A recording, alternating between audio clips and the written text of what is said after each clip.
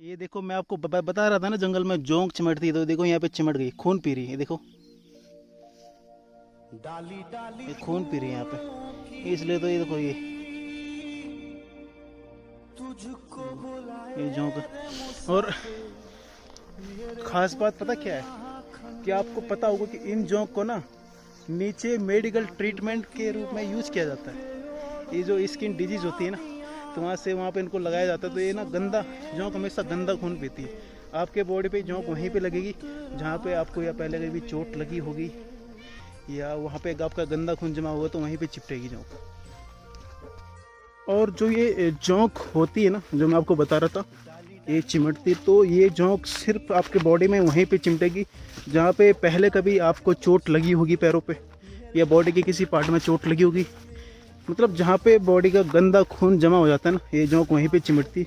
और नीचे कई बड़े बड़े हॉस्पिटल्स हैं जहाँ पे इन जोंक को, स्किन डिजीज होती है ना, वहाँ पे मेडिकल ट्रीटमेंट के रूप में यूज़ किया जाता है। वहाँ पे लगा देते हैं आपको, तो वहाँ से गंदा खून को चूस रही थी। तो आप गूगल भी कर सकते हैं, यूट्यूब भी पे भी सर्च कर सकते हैं इन जोंक के बारे में। ये देख लीजिए गांव कितना दूर दिख रहा है, और ये यहाँ पे बड़ी बड़ी घास, और ये हमारी सोनी आगे को दौड़ती हुई। सोनी, सोनी इधर आओ, इधर आओ, रुको। देखो कितनी तेज भाग रही, ये हमको छोड़ के भाग रही है यार। और नीचे बादल लब लगे थे, लेकिन थोड़ा थोड़ा ऊपर की तरफ चढ़ने लग गए बादल, और नीचे गांव दिख रहे हैं। अरे सोनी, तो हमें ये भागना पड़ेगा, ये भाग रही है तो किधर, तो हमें अब उधर जाना पड़ेगा, उस साइड जो है। भाई हमारी सोनी पता नहीं क्या क्या सूंघती रहती है। तो सोनी क्या सूंघ रहे हो, इधर आओ, क्या सूंघ रहे हो? दर्शकगण आपसे जानना चाह रहे हैं, कहाँ भाग रही है सोनी? ये भाग रही है, हमें भी भागना पड़ेगा। ये गिर गया था, ये देखो खेल रही है। ले सोनी, सोनी इधर आओ, इधर आओ।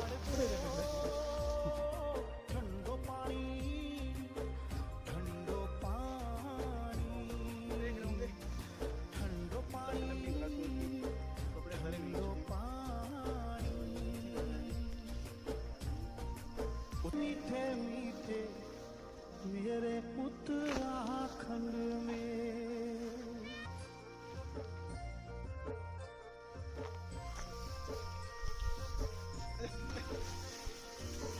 डाली डाली फूलों की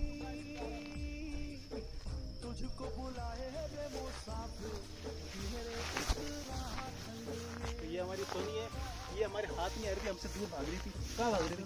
दर्शकगण आपसे जानना चाह रहे हैं, कहाँ भाग रहे थे आप? बताओ, क्या पकड़ा आपने आज उधर? दर्शकगण को बताओ, ये बताओगे?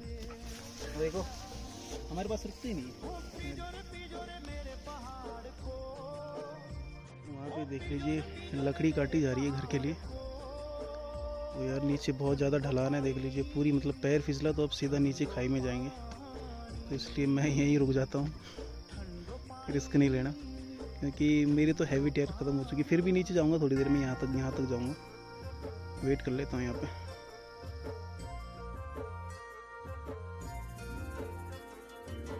डाली डाली फूलों की, यू यू यू, पकड़ पकड़ पकड़ पकड़ पकड़ पकड़, यू यू यू। ये हमारी आगे सोनी।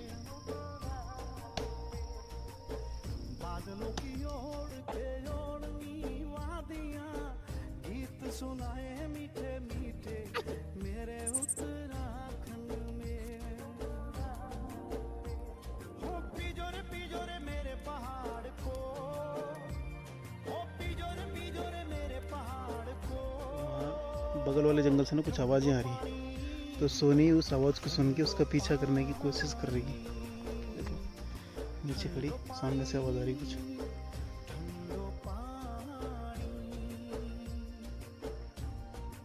उत्तराखंड पर्यटन की कुछ ना कुछ तो है।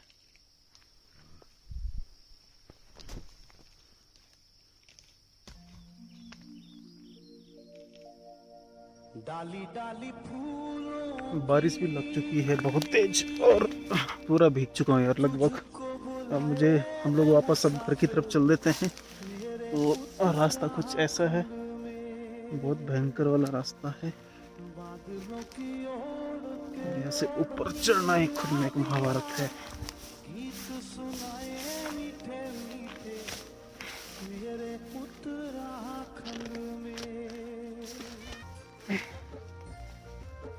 जंगलों के बीच में से निकलना। और ये पीछे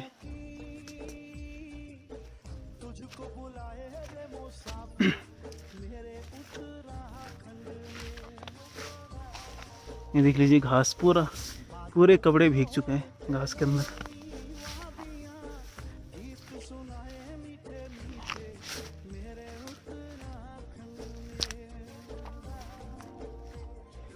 फिलहाल पहुंच चुके हैं मेन ट्रैक पे। ये जंगल और इन झाड़ियों के बीच में से आए थे।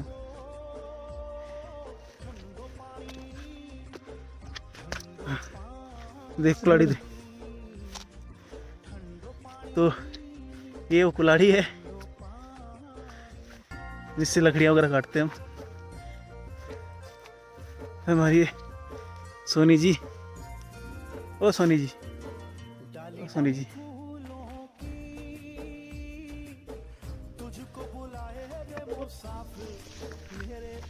अब तो हमारे पास खतरनाक वाला वेपन आ चुका है, हथियार आ चुका है। अब ससुरा देखते हैं कौन सा जंगली जानवर हमारे सामने टिक पाता है। मौसम बड़ा शानदार बन चुका है, बादल वापस से आ रहे हैं नीचे को और सामने क्या शानदार मौसम बन चुका है।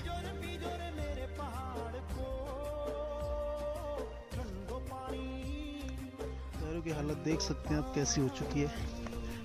अब इन जंगलों के रास्ते से हमको वापस घर की तरफ जाना है।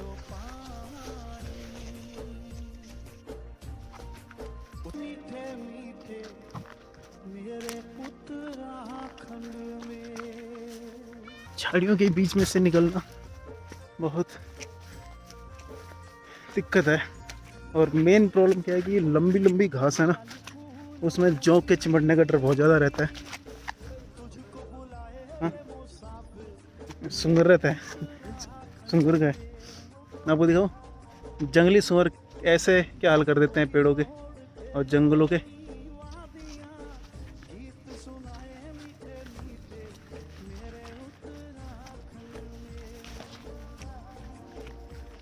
नीचे गांव के करीब आ चुके हैं हम लगभग।